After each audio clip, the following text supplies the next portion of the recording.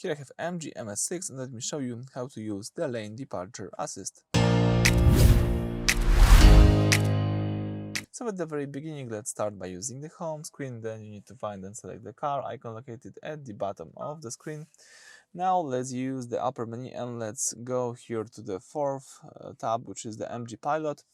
Now let me here scroll down, and here you should find a lane departure assist. So let's read the theory at first. So you can use this in two ways, in two modes. The alert monitors the surroundings vehicle environment and alerts the driver when the vehicle is about to deviate from its current lane, or assist monitors the surrounding vehicle environment and actively applies steering input when the vehicle is about to deviate from its own lane.